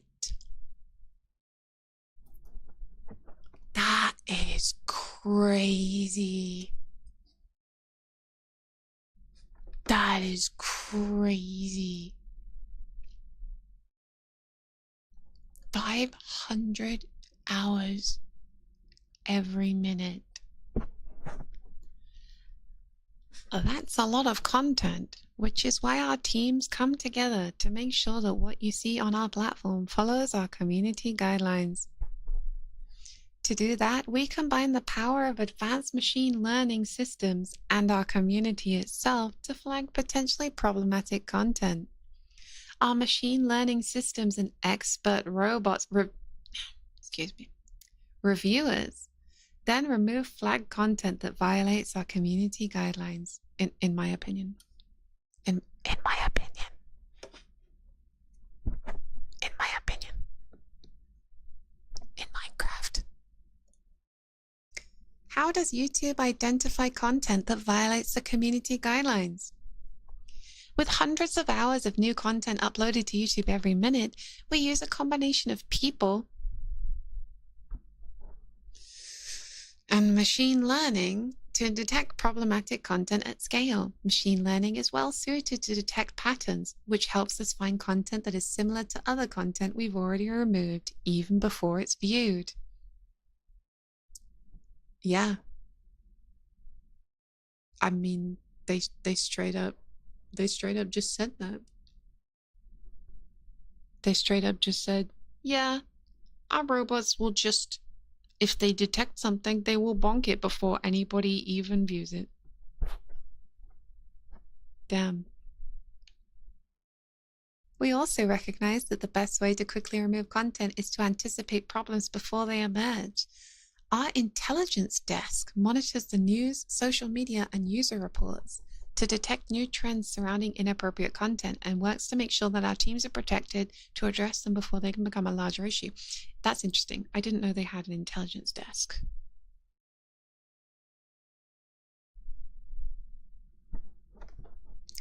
Is there a way for the broader community to flag harmful content? The YouTube community also plays an important role in flagging content they think is inappropriate. If you see content that you think violates the community guidelines, you can use our flagging feature to submit content for review. We developed the YouTube Trusted Flagger program to provide robust content reporting processes to non-governmental organizations with expertise in a policy area and government agencies. Interesting. Participants receiving training on YouTube's policies and have a direct path of communication with our trust and safety specialists. Do they now? So if I become a YouTube trusted flagger, I can have a contact at YouTube.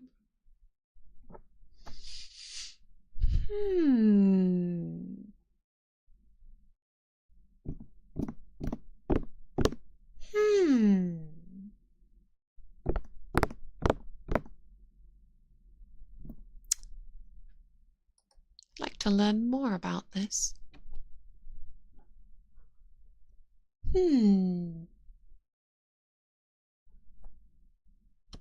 They are subject to the same human review as videos flagged by any other user, but we may expedite review by our teams. NGOs also receive occasional online training on YouTube policies.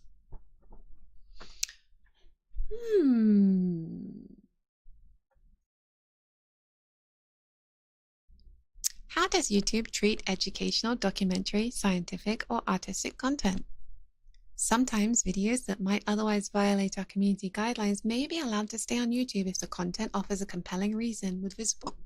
Oh god, sorry, I burped. Sorry, I burped right in your ear.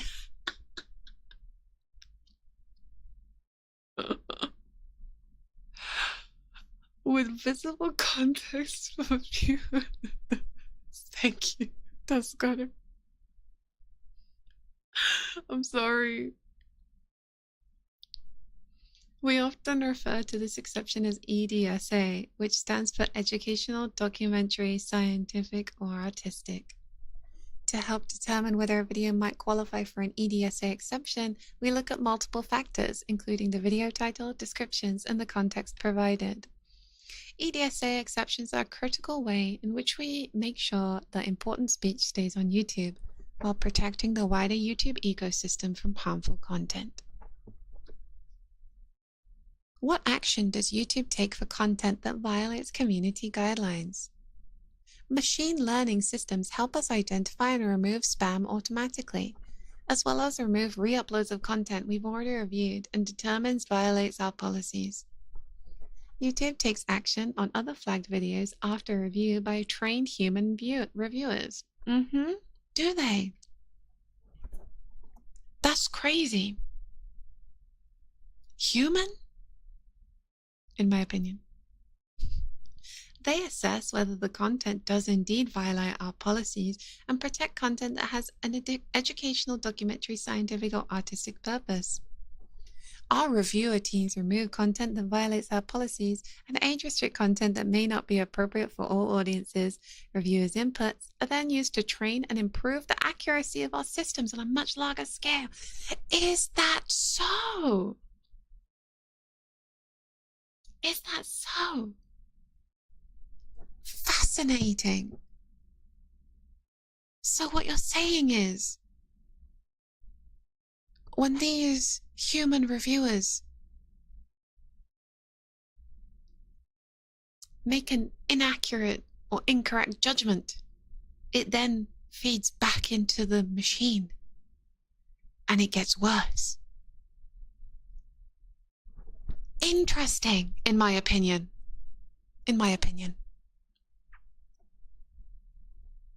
Oh, they've provided a lovely little graphic. And it's a circle. It's a circle. Data inputs are used to train automated systems to find patterns. Automated systems use those patterns to make predictions about new examples to match. They automatically remove content they are highly confident violates policies and flag the rest for human review. Content reviewers then evaluate the flagged content to determine whether or not they violate any of our community guidelines. Content reviewers remove content that violates policies, keep it live if it doesn't, and make exceptions if it has educational, documentary, scientific, or artistic context.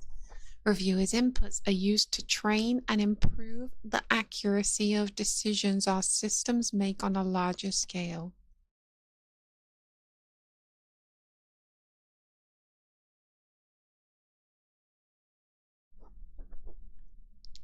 Well, that says a lot, doesn't it?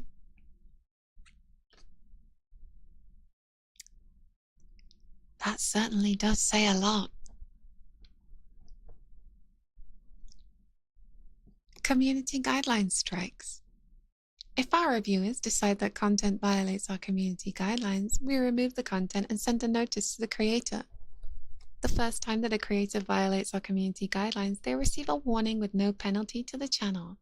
After one warning, we'll issue a community guidelines strike to the channel, and the account will have temporary restrictions, including not being allowed to upload videos, live streams, or stories for a 1-week period.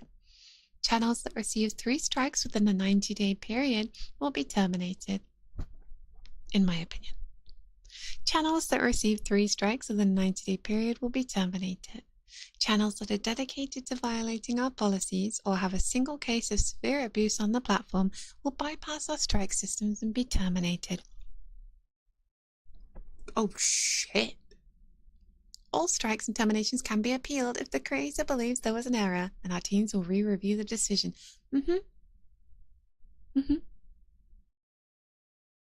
The AI team or the human team?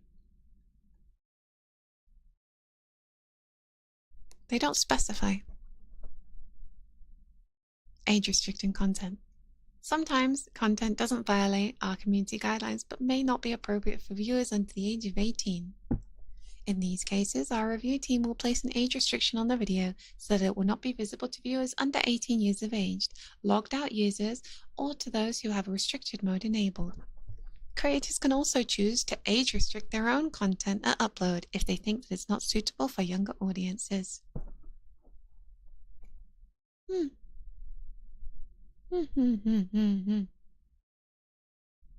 Fascinating. I'm interested in this priority flagger program.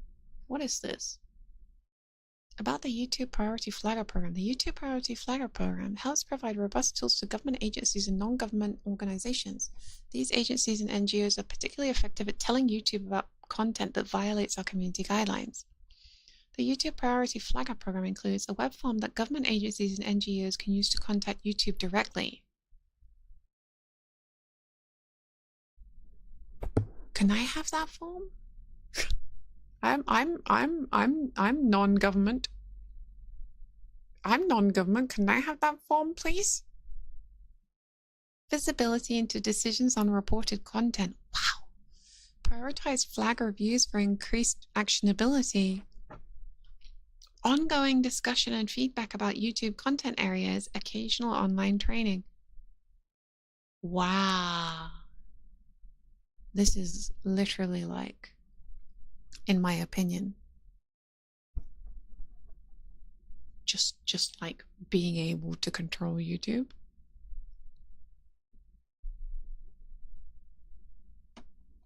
That's crazy. Government agencies and NGOs are eligible to participate in the YouTube Priority Flagger Program. Ideal candidates have identified expertise in at least one policy vertical. Ooh. Flagged content frequently with high accuracy rate, are open to ongoing discussion and feedback with YouTube about content areas. Certain organizations, including organizations from countries or regions where there's a history of human rights abuses or speech suppression, may be subject to further review. How to join the YouTube Priority Flagger Program. If you represent an NGO or government agency, get in touch with the local point of contact at YouTube or Google. Who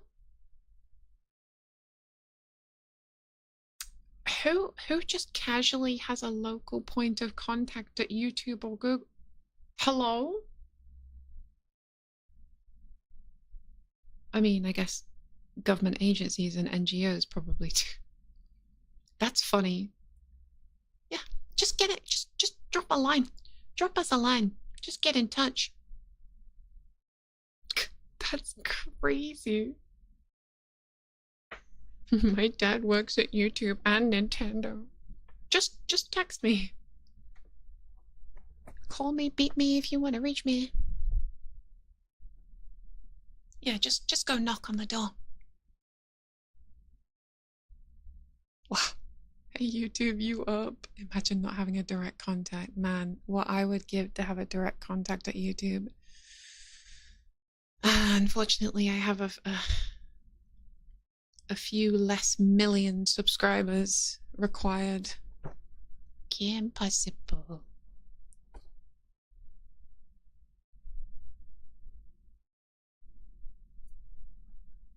Clearly you don't have a direct contact at YouTube. Clearly you don't have a direct contact at YouTube.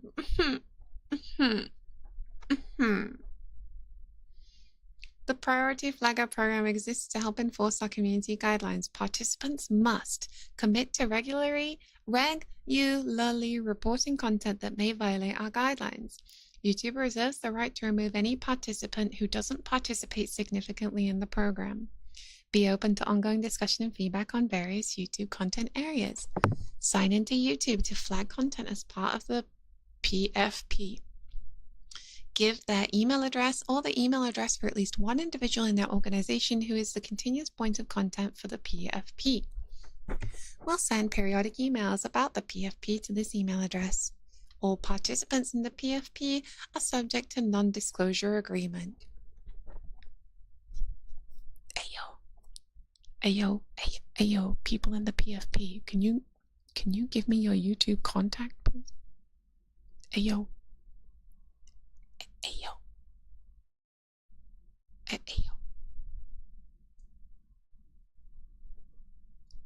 I just want to talk to him. I just want to talk.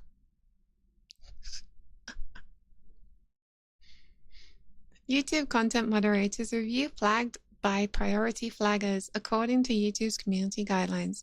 Content reported by priority flaggers is not automatically removed or subject to any differential policy treatment.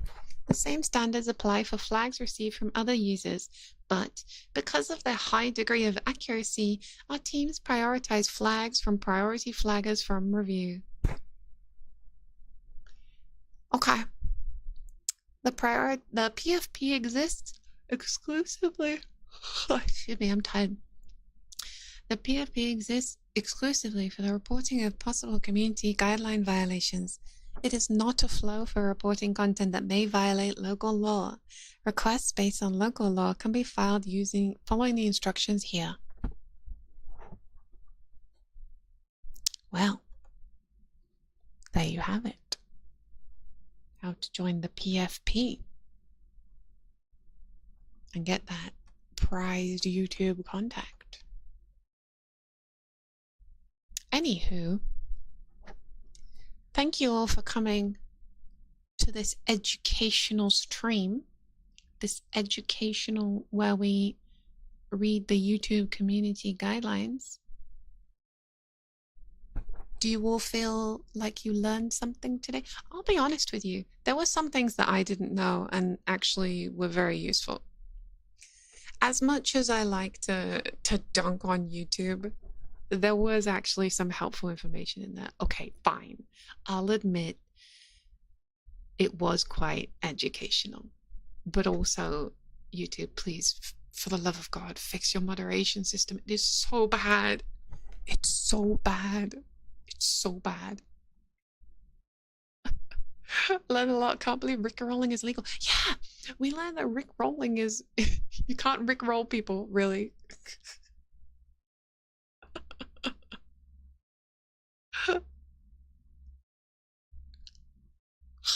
Excuse me. Uh-oh, I yawned. YouTube might flag that. Shit. Anyway, without further ado, this is the last stream. Oh, Big Anime, thank you for the 5. Useful to know, but frustrating not to see it executed accurately. Yeah, that's a good way of putting it, actually. Yep. Honestly, like, all of those rules were very understandable. It's just sometimes innocent people get caught in the crossfire, and they tar everyone with the same brush. They don't give any leniency to like innocent people that they like clap, and that's frustrating. Like they're just, in my opinion, there's just no accountability for when their systems go wrong, in my opinion. Yoto, thank you for the 5 months. I learned this stream that YouTube guidelines are more clear than I thought, but their moderation is actually a lot worse than I thought. In your opinion. In your opinion. All right, though. It's been a couple hours, so thank you so much for coming. I hope you feel tired and eepy. Honestly, I feel eepy, but I still have chicken nuggets to eat, so I'm gonna eat chicken nuggets and play Infinity Nikki. And thank you all for coming. I hope you have happy holidays. If you're working, I hope you can get time off work soon. And you might see me on Christmas Day. You might see me on Christmas Day. If not, you'll see me in the new year. See you in 2025. All right. Place your bets. Do you think that A, this video will be demonetized? B, do you think I'll get another channel strike?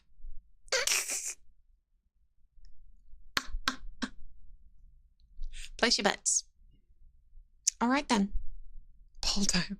$10 on B. God damn it. I swear to God. If I get bonked for this, it's so, like,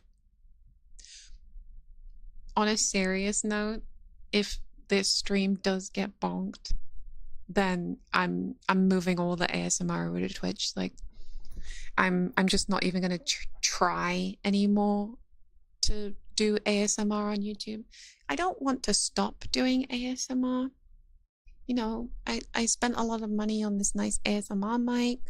I like doing, you know, quiet, cozy ASMR streams for you guys. I don't want to stop doing them, but YouTube has just become a very inhospitable environment to do them. Even, you know, Twitch has its issues. They are more hospitable to ASMR in general. Not great with VTubers, but ASMR content, then they seem to be all right with. So we'll see. If this video stays up, then we might chance another ASMR stream in the future, but if it gets bonked, then, well, them's the breaks. Anywho, I'm gonna see you guys in maybe a week if I stream on Christmas Day. If not, I'll see you in the new year. Happy holidays, Merry Christmas, Happy New Year. I hope you have a nice, chill, festive period. I hope you get to see your family and have a lot of tasty food. And I hope you get to give and receive lots of amazing gifts. I'm dreaming of a white Christmas, just like the ones I used to know. And may all your Christmases be white. Alright, DMCA, damn it. My singing is too good. Okay, bye guys. Oh, mind your ears on the ending screen. I forgot to turn the music off. So just, if you've got the volume turned up on your device right now, you might want to turn it down. Sorry. All right. See you soon. Bye, everyone. I'll turn that down for you. Sorry.